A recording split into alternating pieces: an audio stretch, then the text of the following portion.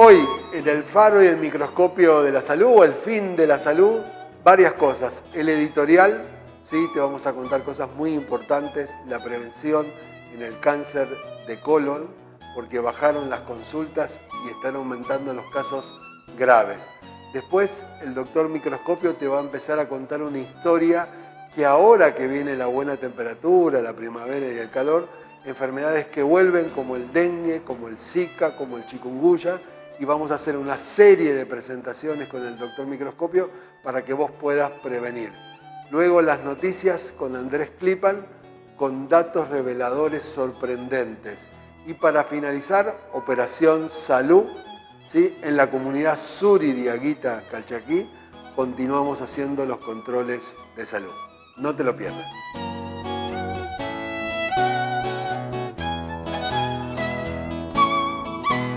Hola, soy el doctor Claudio Santamaría y esto es el faro y el microscopio de la salud.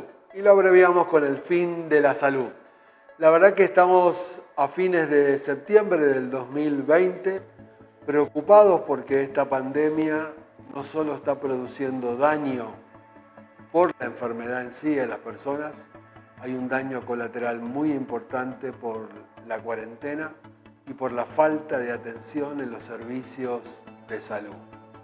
Esta semana también fue muy complejo porque el Ministerio de Educación de Nación y el de Salud no autorizan que 6.500 alumnos, tan solo el 2% de la población educativa de la ciudad de Buenos Aires pueda volver a clase. Se ha hecho un protocolo, nos han consultado, la idea es volver no en las escuelas porque las condiciones no están dadas epidemiológicas para volver, pero sí se podría volver en parques, en plazas, en la calle, en los patios, sobre todo para alumnos que están finalizando el primario, el secundario y los de último año del nivel superior, lo que llamábamos antes terciario.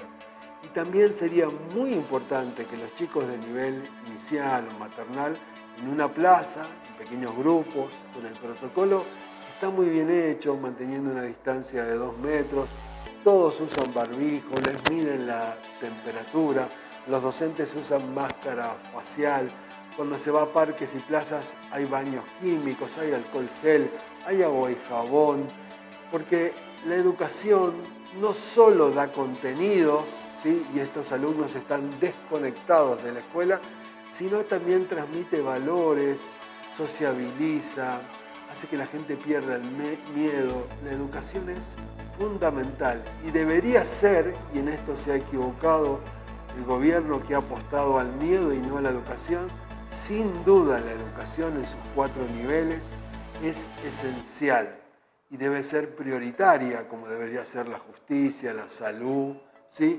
Eso es muy importante. La verdad que es una vergüenza que traben este proyecto que está bien hecho, pero una cuestión política, no hay razón sanitaria para hacerlo.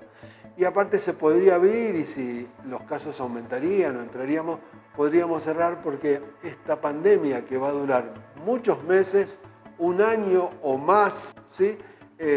Va a tener estos avances y estos retrocesos. Estamos mejor en cifras muy altas todavía en la meseta, en Capital y en Gran Buenos Aires, pero como una gran mancha de aceite se extendió la pandemia y hay casos muy serios en muchas provincias donde el sistema de salud no tiene la cobertura de camas de terapia intensiva, de personal, de recursos humanos y también tecnológicos en muchas ciudades o pueblos, y eso complica, y las cifras que tenemos, de hecho el Ministerio de Salud ha cambiado la metodología, te vamos a contar detalles en el informe que hacemos del noticiero con Andrés Klipan, donde hay honda preocupación porque la provincia de Buenos Aires, por ejemplo, ha blanqueado en 2 días más de 600 fallecidos que corresponden a semanas o meses anteriores. Con lo cual hoy no sabemos realmente, por la falta de datos fidedignos, cuál es el número de contagiados y cuál es el número de fallecidos real. Y si no tenés los datos, no podés decidir. Es como si yo fuera a ver a un paciente, le tomara la temperatura con un termómetro y el termómetro marca mal o no marca. Difícil le puedo dar un tratamiento si sé que no tiene fiebre o si la tiene. Eso es muy importante. La verdad que en eso las autoridades, Inés García, que subestimó esta pandemia desde un principio, con que el virus no va a llegar, que estamos muy lejos, que China bla, bla, bla, bla, bla. La verdad que no ha habido, como te hemos mostrado, previsión y provisión de elementos necesarios de bioseguridad, de test. El país sigue testeando muy poco. A la fecha que hacemos este programa, solo se testeó a 1.700.000 argentinos. Siempre te cuento un caso que se habla poco, que es de Australia, que tiene 25 millones de habitantes y han superado más de 6 millones de pruebas. Si vos testeás, ¿sí?, podés aislar al paciente y siempre recordar que la gran mayoría, el 50, el 40% son asintomáticos. La verdad que estamos hondamente preocupados. Por eso te pedimos que sepas qué tareas podés hacer, no dejes de usar barbijo, no dejes de mantener 2 metros de distancia, reunite con tus afectos, con la familia, con los amigos, con reuniones de empresas que lo puedes hacer por medios digitales, al aire libre. Eso es una baja probabilidad. No lo hagas en el interior, no lo hagas en tu casa, no hagas fiestas, no es tiempo todavía. Los jóvenes están contagiando cada vez más a sus adultos. Te vamos a mostrar ahora, mientras yo te cuento esto, un video que hizo el gobierno de Irlanda, donde una nieta contagia a su abuelo. Fue una fiesta, ella se contagió y haciéndole un té sin querer contagia a su abuelo. Que es una forma de decir, nadie quiere enfermar a la gente que quiere, ¿sí? Nosotros tenemos algunos casos de gente que tiene que trabajar porque es trabajador esencial y contagia a su gente porque él se contagió, a su familia. La verdad que son épocas muy terribles, pasan cosas muy serias. Por eso es importante que uno sepa y asuma la responsabilidad. Las otras 2 cosas que te quiero contar, una es, después que termino estas palabras simples, te voy a mostrar qué es el cáncer de colon, cuánto aumentó, qué operación le hicieron al expresidente, por qué se la hicieron. Pero para terminar el editorial te voy a contar una historia real de una persona que era transportista escolar. Como no hay escuela, no puede trabajar y se reinventó. En eso me acuerdo de una imagen que aprendí hace mucho tiempo, que esta pandemia produce cambios. Y me acuerdo de, no sé si sabés que hay ostras que producen perlas y le entra un granito de arena y en vez de dañarlo a la ostra, a la almeja, lo que hace es la empieza a recubrir y produce a partir de una dificultad una cosa maravillosa que es una perla. Este señor que se quedó sin trabajo se reinventó y lo que hace es llevarle a los chicos que no tienen conexión de internet, que transporta a chicos discapacitados en el sur del conurbano bonaerense.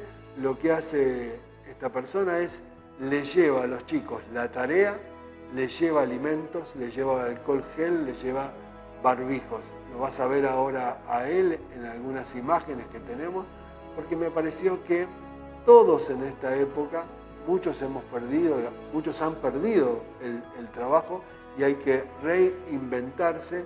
Este ejemplo y otros me parece que es una buena cosa. Pensá cómo podés readaptarte y reinventarte ante esta dificultad. Las crisis también pueden ser oportunidades. Que tengas una muy buena semana. Te espero la próxima.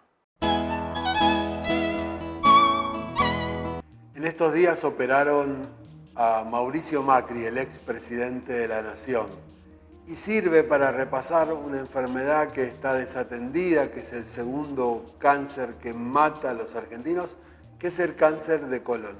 En la Argentina mueren 20 personas por día de cáncer de colon. Es el segundo cáncer que mata a los argentinos. El primero es el cáncer de mama, lo sigue el cáncer de colon y en tercer y cuarto lugar está el cáncer de pulmón, de próstata y el de útero. Por eso es tan importante la prevención y los controles. Todas las personas a partir de los 50 años tienen que hacerse una colonoscopía cada 5 años. Y si tenés antecedentes familiares, si tuviste colitis ulcerosa, algún antecedente en la familia o alguna complicación, podés empezar a partir de los 40. Y si las pruebas son negativas, bueno, lo podés hacer cada 5, 7, 10 años según la indicación de tu médico de cabecera, de tu gastroenterólogo. En Argentina hay muy buenos y hoy una colonoscopía es muy segura y se puede hacer, y los tumores de colon, este es un dato muy importante, tardan mucho tiempo en crecer.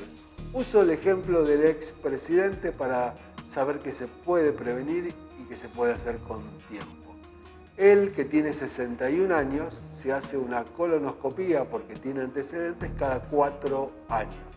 En abril de este año, antes de viajar a Europa, se hizo una y le detectaron primero dijeron que era un pólipo, ahora te voy a contar que es un pólipo, pero en realidad no era un pólipo. Y la lesión se la biopsiaron, tomaron un pedacito y se dieron cuenta que era benigno. Un pólipo, si yo hiciera un corte del tubo digestivo, un pólipo es empieza a crecer dentro de la luz del tubo. Es como un honguito. Y si la persona, ya que estamos con tubo, tuviera un divertículo, sale la pared y crece para afuera. Entonces, un divertículo es cuando la pared se elonga hacia afuera y un pólipo es cuando crece para adentro. Pero en realidad, el expresidente no tenía un pólipo, sino que tenía una lesión plana de 4 centímetros en el ciego, que ahora te voy a mostrar dónde está y cómo es. Para que tengas idea, es más o menos así, y como esta era una lesión muy compleja, lo integró un equipo de 4 especialistas de los mejores de la Argentina, porque como el lugar era muy propenso a que se perforara el intestino, había un equipo preparado de cirugía para hacerle una hemicolectomía. Vamos a empezar a repasar un poco el tubo digestivo y dónde está el ciego. Vos te acordás que cuando comemos, masticamos, la digestión empieza en la boca. Nosotros masticamos, están los labios, la boca, pasa a la garganta, que es la faringe, después viene por el esófago, llega al estómago, que está acá, luego viene el duodeno, los intestinos delgados, todos estos que están acá, y viene el colon con 4 porciones. Te lo traje ampliado para que lo puedas entender más fácilmente. Estos son los intestinos delgados, los saco para que puedas ver las 4 porciones del colon, que es el intestino grueso, colon ascendente, colon transverso, descendente, este que está acá, y este que es el sigmoideo, que hace una S, el recto y el ano. En la primera porción del colon ascendente, del intestino grueso, está esta porción que se llama ciego. Yo lo abro, está acá, y acá está el apéndice, ¿sí? Cuando te operan de apendicitis, está acá en el ciego. En esta región, el expresidente tenía esa lesión que te mostré, plana. Por eso, para entrar a hacer una colonoscopía, tenés que hacer un tratamiento el día anterior, tomar un laxante que limpia todo el tubo digestivo, con el endoscopio, que es una fibra muy finita que tiene una cámara y elementos para poder tomar biopsia. Se ingresa bajo sedación, no te das cuenta que tenés, es como si estuvieras dormido. Se ingresa, tenían que hacer todo este recorrido y llegar hasta acá.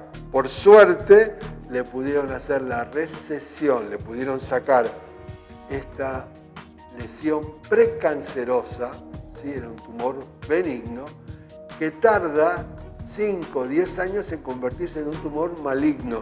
Por eso la pudieron sacar sin hacerle una operación por vía endoscópica. Por eso, como el crecimiento de los tumores del colon son muy lentos, es muy bueno que todos se hagan una colonoscopía cada 5 años. Yo que tengo 61 y que tengo antecedentes familiares porque mi abuelo tenía pólipos y en la época, estamos hablando de hace muchos años, él le hicieron un ano contra natura, ¿sí? y tenía abocado el intestino a la pared abdominal. Hoy hay cirugías y técnicas muy avanzadas y muy buenos adelantos. Hoy con eso lo podemos diagnosticar, lo podemos sacar y tratar. La diferencia la hace la prevención. Por supuesto que la actividad física, no fumar, tomar poco o nada de alcohol, comer frutas y verduras, alimentos que tengan mucha fibra, barren las sustancias que irritan el tubo digestivo y bajan la progresión. Pero hay gente que tiene genes o herencia familiar que pueden tener cáncer de colon. No tengas miedo, hoy es un método muy bueno. Se pueden hacer endoscopías por vía baja, se pueden hacer endoscopías por vía alta y ver la boca, la faringe, el esófago, el estómago y la primera porción del duodeno. La verdad que son métodos diagnósticos que salvan muchas vidas y baja la incidencia. Acordate el dato que te conté triste, 20 personas mueren por día en la Argentina de cáncer de colon. Si la diagnosticamos a tiempo, el 90-95% se pueden curar. Si llegamos tardíamente, en la segunda o tercer estadio del tumor, el 50%, y si llegamos tarde, el estadio 4, baja la probabilidad solo al 5 o al 10%. La diferencia siempre la hace la prevención. Cuanto vos más sepas, más te podés cuidar y tu salud va a estar mucho mejor. Seguí los pasos y hacete, si sos mayor, como algunos como yo, estos estudios que diagnostican precozmente y te ayudan a mantenerte mucho más sano. El doctor Microscopio te va a contar qué es el mosquito Aedes aegypti, de dónde salió, cuál fue la evolución, cómo viajó el mosquito, dónde lo encontraron y vas a saber por qué se llama virus Zika y qué produce. Imperdible el capítulo del doctor Microscopio por las enfermedades, las 4 que transmite este mosquito y cómo se puede evitar.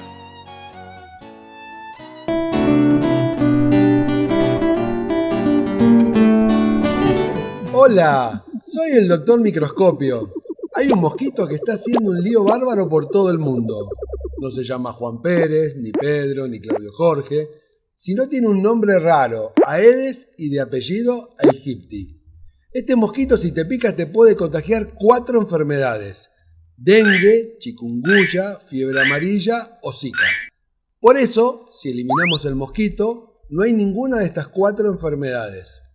Hubo un plan de control sanitario en América entre 1948 y 1972 que lograron erradicarlo, y en Argentina entre el año 1954 y 1965, que fue una década que hizo mucho frío, pero bajamos la guardia y a partir de 1997 volvieron los mosquitos, y hoy están en todos lados. Hoy vamos a hablar de un nuevo virus llamado Zika. Los científicos, en 1947, lo encontraron en los monos de un bosque de la República de Uganda, en África, llamado Zika. Por eso lo llamaron así al virus. Recién, en 1952, se aisló en seres humanos y a partir de allí se dispersó por varios países de África, de Asia y en Micronesia, en Oceanía, donde contagió al 75% de la población. En el año 2013 hubo un brote en la Polinesia Francesa y a través del Océano Pacífico llegó hasta América. En el 2014 se detectó en la isla de Pascua, donde hubo muchos casos autóctonos. En mayo del 2015 hubo un brote en el norte de Brasil y para octubre de ese año los científicos creen que se asocia con microcefalia si la mujer se infecta durante el embarazo. Los bebés nacen con un cerebro y un cráneo muy pequeño y con alteraciones neurológicas permanentes. También generan las personas adultas un cuadro neurológico llamado síndrome de Guillain-Barré. Ante esta situación, la Organización Mundial de la Salud declaró la emergencia sanitaria global en todo el mundo por enfermedades neurológicas vinculadas al virus Zika. En otros encuentros te voy a contar cómo se contagian estas enfermedades, cuáles son sus síntomas y cómo actúa en el cuerpo. Y también te voy a contar cómo podemos prevenir y cuál es el ciclo de vida del mosquito. La educación y la prevención mejoran la salud. Muchas gracias por acompañarme. Te espero. Este es el resumen semanal de noticias del Faro y el Microscopio de la Salud, el fin de la salud, junto a Andrés Klipan. Y lo primero que te vamos a contar es que hay más de 220 proyectos de vacuna y hay una novedad con las vacunas. Johnson & Johnson en Estados Unidos propone una vacuna en fase 3 que va a ser el estudio de voluntarios más grande de todo el mundo. 60.000 voluntarios en Estados Unidos, en Sudáfrica, también en Argentina, en Brasil, en Chile, Colombia, México y Perú. Es un vector recombinante que utiliza el adenovirus humano, que es el responsable del resfriado común. Le pusieron una proteína del coronavirus y al ser replicado en seres humanos, la enfermedad no se va a replicar, por eso es un vector. Y la gran ventaja que dice el laboratorio, que va a estar en experimentación, que solo sería efectiva con una sola dosis suficiente para producir anticuerpos. Se abre una nueva oportunidad en el rubro de vacunas contra el coronavirus. Esta información, estos datos, surgió al escuchar con el doctor, por ejemplo, a los gremios azucareros que trabajan allí en los ingenios azucareros de Salta y de Jujuy, haciendo una denuncia pública muy importante y escandalosa también, asegurando que en esas dos provincias los ministerios de Trabajo y de Salud, repito, de Salta y Jujuy, no iban a inspeccionar como ellos pedían que se cumplan los protocolos sanitarios para los trabajadores de la zafra. Investigando el tema llegamos a obtener datos que realmente son preocupantes y a los que no se les está prestando atención. Lo que vamos a volcar ahora son datos oficiales de cantidad de enfermos y muertos en justamente estos lugares de trabajo. Por ejemplo, en el ingenio Ledesma, en Jujuy, hay más de 400 casos de trabajadores enfermos y ya murieron 18. En el ingenio Ciobal, que es la ex tabacalera de Salta, hay 100 casos ya noticiados en ese lugar y 6 fallecidos. En el ingenio San Isidro, en la provincia de Salta, hay más de 150 casos y por suerte no hay que contar muertos. En el ingenio Río Grande de la Mendieta en Jujuy, la cantidad de infectados son 100, exactamente 100, y tampoco hay que lamentar víctimas fatales. Y por último, en el ingenio La Esperanza, también de Jujuy, hay 100 casos registrados, no se determinaron fallecidos allí. Por lo cual, en total, en estos 5 ingenios hay más de 800 casos y 24 muertos por coronavirus. Un dato que no se tiene en cuenta. ¿Qué es lo que dicen desde el sindicato? Bueno, que esto se debe a la falta de control, a las largas horas de trabajo. Trabajan 12 horas en horarios, digamos, muy dispares, como por ejemplo de 5 de la madrugada a 5 de la tarde o de 21 a 9. El que van a escuchar ahora se llama Martín Olivera y es el secretario general de los azucareros. Mira. Los ingenios han tomado una modalidad de esconder información y dónde sale a la luz cuando el servicio de sanidad que ellos tienen les rechazan, por ejemplo, al trabajador que está engripado, al trabajador que tiene... El protocolo dice que al tener un síntoma ya es sospechoso. Por ejemplo, en el departamento de Orán, en la misma ciudad de Orán, habrá visto en los medios nacionales cómo salió la información del hospital cabecera y a 20 minutos está el ingenio. O sea, hoy te piden que merme la circulación al ciudadano de a pie, al trabajador independiente, al pequeño comerciante, pero el principal foco de contagio del departamento sigue funcionando, siguen contagiando, porque en el caso nuestro concentra 5 ciudades, o sea, los trabajadores residen en 5 ciudades distintas del departamento. Una cuestión muy similar pasa en Ledesma. Ledesma es la cabecera del departamento del General San Martín, entonces ahí tiene 3.500 trabajadores que todos los días están circulando.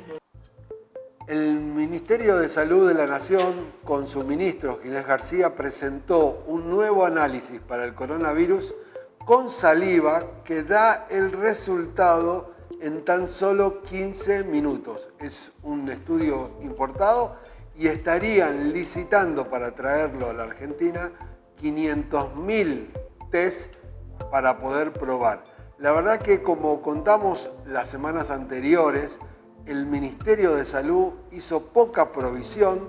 Andrés te contó claramente cuántos test había en agosto, en septiembre, y que por eso hacemos pocas pruebas. Recordemos que si no se hacen pruebas diagnósticas, no podés detectar los casos, no lo podés aislar, y por eso la progresión de la infección continúa y ahora se ha trasladado con gran preocupación al interior del país y está en una meseta alta, tanto en Capital Federal como en el AMBA. Después te vamos a contar algunas cifras que preocupan mucho por el cambio de metodología del Ministerio de Salud de la Nación para informar la cantidad de contagiados diarios y la cantidad de fallecidos. Provincia de Buenos Aires preocupa y ocupa a las autoridades. Mira, el ministro de Seguridad, Sergio Berni, me dijo, por ejemplo, en las últimas horas, que ha fallecido el policía número 15 por COVID-19. E infectados dentro de la mayor fuerza de seguridad del país hay casi 10.000 hombres, personas que no pueden estar brindando seguridad en las calles. ¿Qué nos dicen desde el Ministerio de Seguridad de la provincia de Buenos Aires? Bien, que la circulación, que la cantidad de enfermos en el interior de la provincia de Buenos Aires es lo que está preocupando en este momento. El 24,4% de los infectados que conocemos diariamente son del interior de la provincia de Buenos Aires. Mar del Plata fue el distrito que en la última semana tuvo mayor cantidad de infectados cada 100.000 habitantes y le siguió Bahía Blanca. Ahora, ¿cuáles son los municipios con mayor cantidad de enfermos? Bueno, lo encabeza, y no es de extrañar por la cantidad de habitantes, el municipio de La Matanza. Allí se registran diariamente entre 400 y 500 casos y ya lleva registrado 48.000 enfermos. Registrados, digo, porque son muchas más seguramente porque se testea y bastante poco. En General Pueyrredón, que es Mar del Plata, casi 400 casos por día y se registran 10.851 infectados. Quilmes, por día aproximadamente 250 casos son detectados y hay un total de casi 25.000 casos solo en Quilmes. Moreno, 240 casos por día en promedio, en total unos 13.000. Y por último, Merlo, entre 200 y 210 casos por día, 13.400 son los infectados en ese distrito del conurbano bonaerense. Estas cifras que cuenta Andrés preocupan y mucho, y el Ministerio de Salud ha decidido cambiar la metodología. Ahora va a haber informes lunes, miércoles y viernes, pero te quiero contar dos datos que nos preocupan mucho. En el último mes se ha duplicado la cantidad de fallecidos. A finales de agosto de este año había entre 6.000 y 7.000 fallecidos. Hoy superamos los 14.000, o sea que el número de muertos se duplicó en tan solo un mes, con una cifra que da escalofríos, y estamos llegando a los 700.000 contagiados de manera oficial. A 6 meses de haber irrumpido en la Argentina el coronavirus, la provincia de Buenos Aires ya no pudo seguir ocultando la cantidad de fallecidos y cambió el método de registro de muertos y sumó más de 3.500. Ahora son 12.566 los fallecidos en la provincia de Buenos Aires. Esto ocurre después de varias jornadas con altos números de muertos en la provincia de Buenos Aires, a raíz del ingreso al sistema de fallecidos de hasta 3 meses atrás. De esta forma, la administración de Axel Kicillof presentó esta nueva herramienta para el registro de información de la COVID-19 y repetimos este dato, con el nuevo sistema la provincia pasó de 8.983 muertos a 12.566 y algo que es gravísimo, aumentó su tasa de letalidad a un punto porcentual, pasó de 2,2 a 3,2%. A los datos que sumaba Andrés, si repasamos los fallecidos en la provincia de Buenos Aires desde el 20 de septiembre, encontramos que el 20 de septiembre había 7.698, 118 más que el día anterior. Luego hubo 7.973, se sumaron 275, luego 8.312, 339 más, y el 24, 8.604, 292 más. Hoy elevan la cifra, ¿sí?, a 12.566.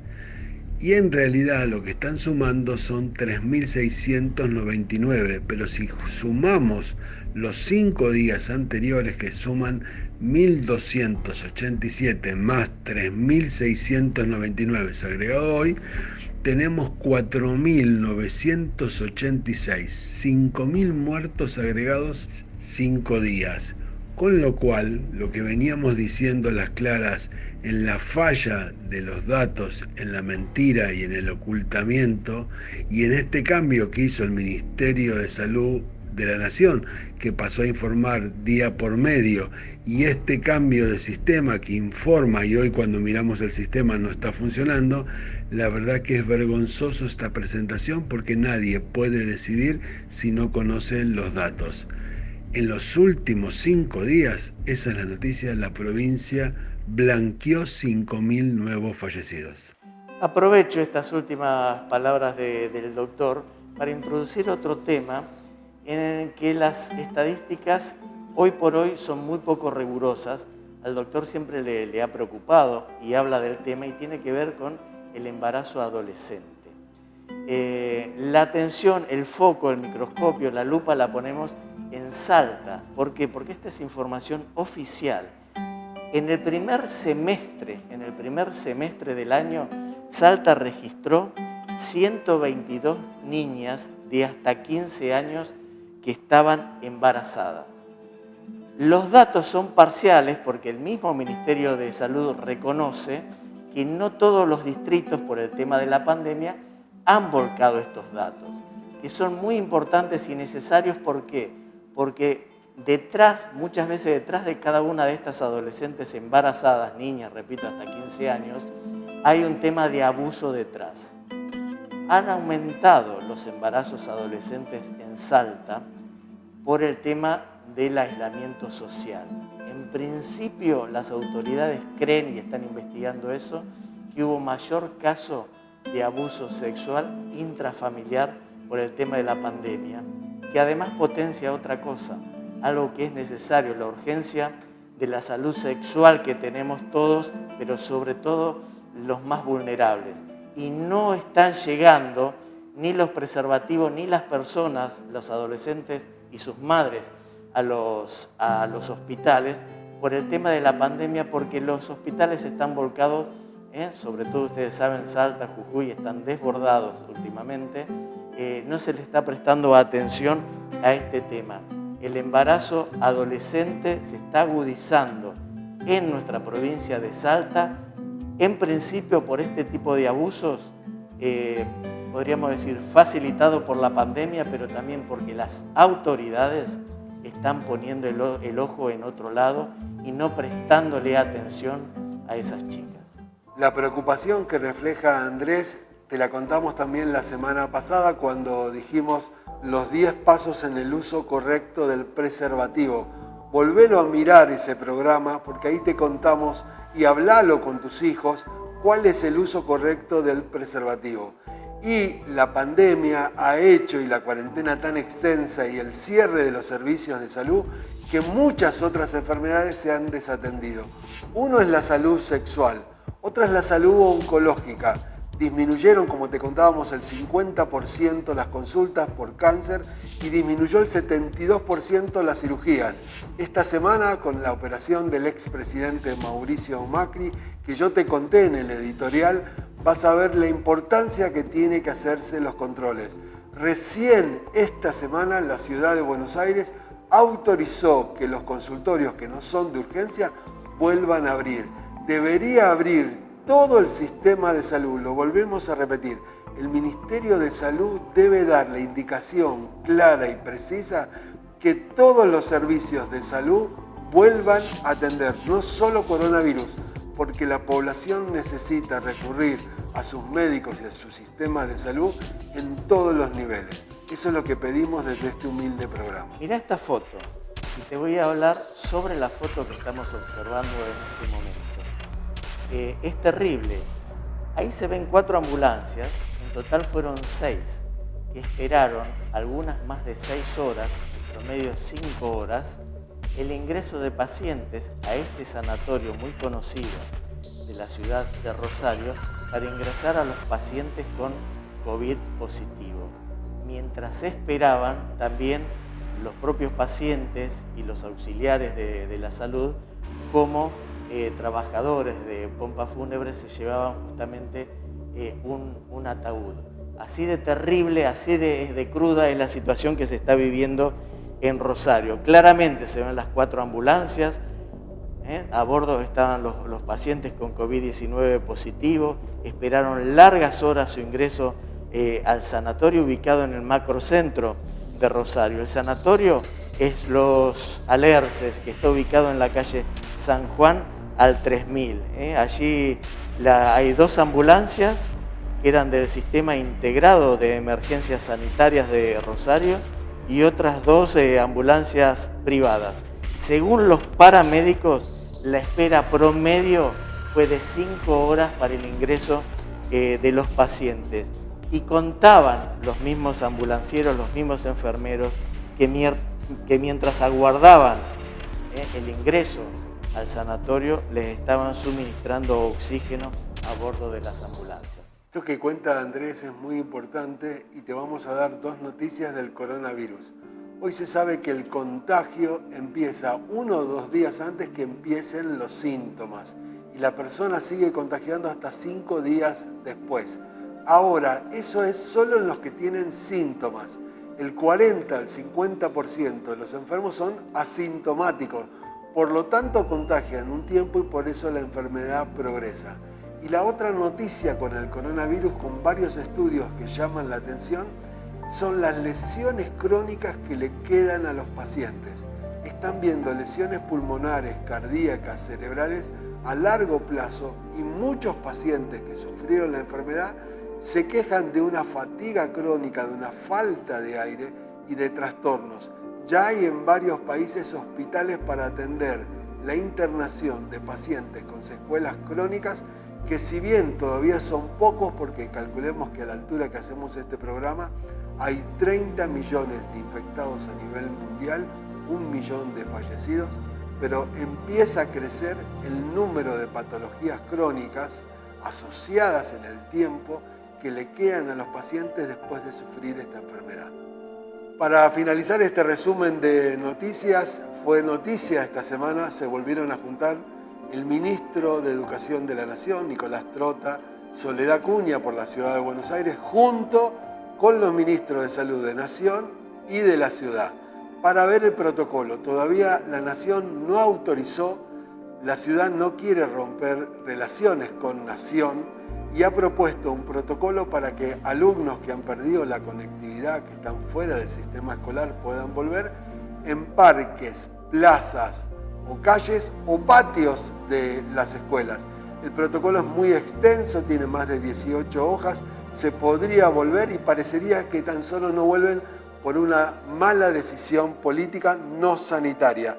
Propone un distanciamiento de 2 metros, el uso del barbijo, a cada alumno se le tomará la temperatura, hay seguro y protocolos, en las plazas habría baños químicos, sería para alumnos de 7º grado del último ciclo, de 5º, 6º año del secundario y los de último año del nivel superior. Recordemos que la escuela no solo da contenido, sino que sociabiliza, y es muy importante para los alumnos volver, ya que esta pandemia va a durar en el tiempo bastante y tenemos que recuperar el espacio. Que tengan una buena semana, los esperamos en nuestro próximo programa. Tenemos muchos amigos que recorren el mundo y están en diferentes países y nos cuentan cómo es la salud, cómo son las costumbres de diferentes países. Hoy, en el fin de la salud, en el faro y el microscopio de la salud, argentinos en el mundo.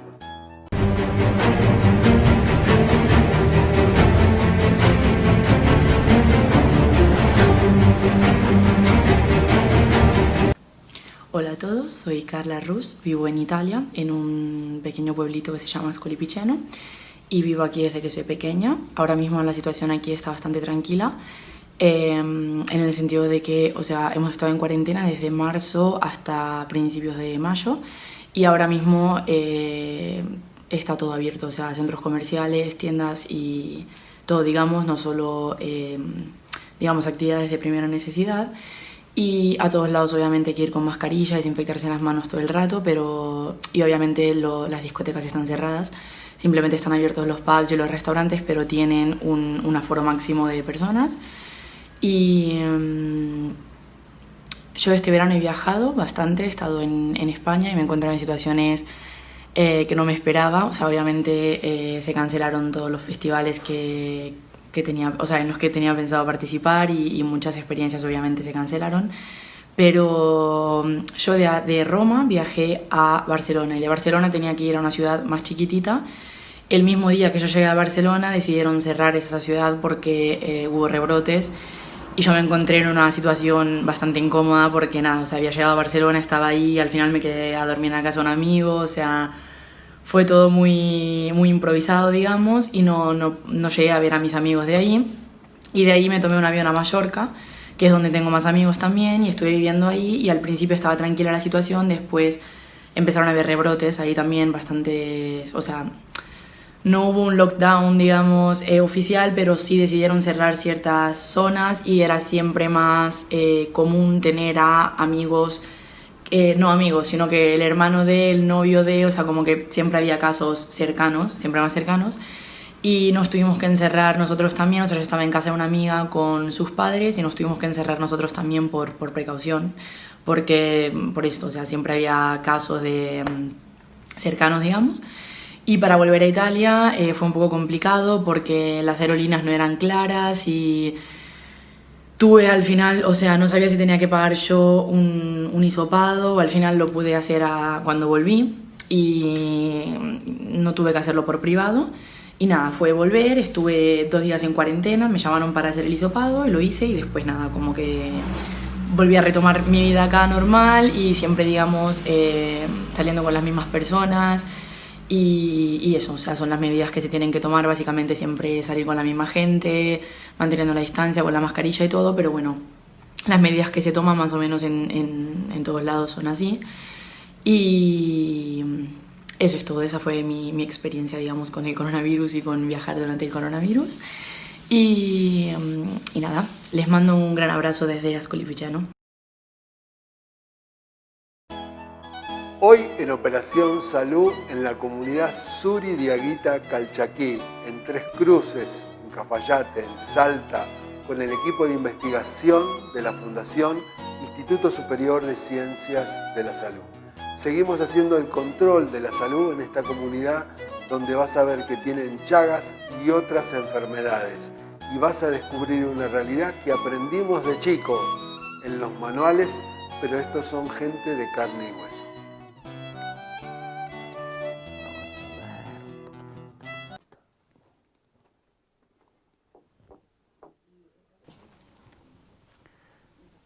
¿Has ido al dentista? ¿Has encontrado pinchucas en tu casa? Bueno. Ahora, ¿sabes qué? Te van a sacar sangre. ¿Sí? Vas con esto y...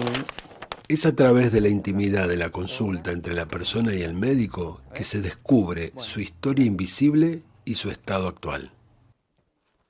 Nati la conocimos ayer, no la conocíamos previamente, pero de pronto ella se acerca a nosotros y se identifica como una persona que estudia enfermería. Y a nosotros nos pareció un regalo del cielo que poder contar con alguien que nos ayudara con conocimientos de enfermería. Nati ha estudiado en la escuela del Hospital Álvarez, ella es auxiliar de enfermería, que es el primer grado de enfermería en Buenos Aires. Y si bien estudió, no ha ejercido, cuando se vino a vivir a la zona no ha ejercido, pero a nosotros nos pareció excelente contar con ella. Incluso creemos que podría ser una persona que un poco tuviera la continuidad de esto y que fuera una referente de salud dentro de la comunidad. Los padres mismos, cómo tratar a veces las cosas, y nos dimos con muchas cosas ayer mismo con el doctor, ¿no?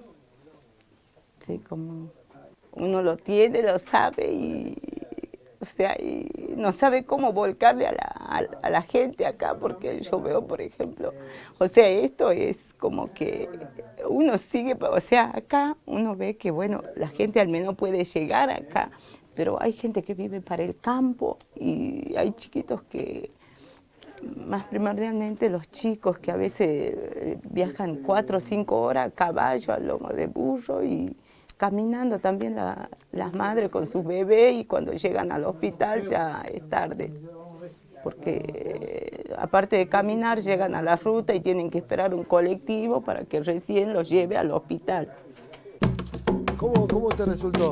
¿Te impresionaste con las cosas que te hicieron? ¿Sí? Pero viste que no dolía. No, pero impresiona, ¿no? Cuando lo miran así. Los miembros de la comunidad van rotando por las diferentes estaciones de salud. Ya le hicimos todas las medidas. El que quiere puede ir primero allá y después viene para acá.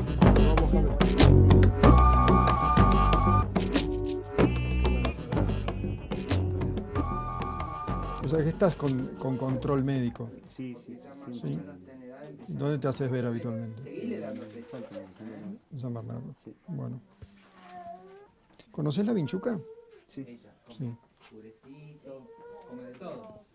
¿Cómo la conoces? ¿En tu casa la viste? Sí, siempre se ve aquí en esta parte. ¿En la escuela, en tu casa? Ajá. Uh-huh. ¿Te picó alguna vez? No. No sabes, no la viste. No. ¿Cuántos son ustedes? Son 10. 11. ¿Y en esa casa cuántos viven? Los 11 viven en la misma casa. Sí. ¿Sí? Yo estoy ahí por el accidente. Ajá. Muy bien.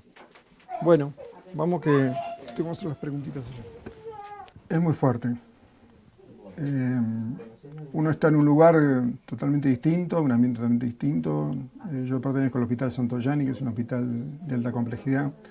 Y la verdad que el impacto es muy grande. O sea, las sensaciones son muy variadas, de todo tipo. A uno le explican en la primaria o en la secundaria lo de las comunidades originarias, diaguitas, calchaquíes, mapuches, y uno lo ve en el mapa, los dibuja, los pinta en la región donde está, pero cuando uno llega acá se da cuenta que existen, que son la realidad y que están, que no son invisibles.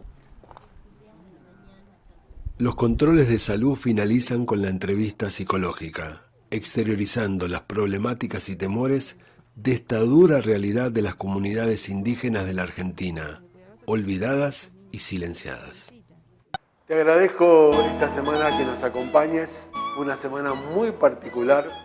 Viviana Canosa me invitó a su programa, a Todas las Voces, para hablar de la salud del presidente Macri, de su operación, y el Canal 9 me censuró, como te habíamos contado al principio de estos programas. Por eso este espacio, este canal de YouTube, te contamos junto con Andrés Clipan y mucha gente que nos aporta datos que habitualmente no se quieren contar, te los contamos acá, en el Fin de la Salud, en el Faro y el Microscopio de la Salud. Te esperamos la semana que viene.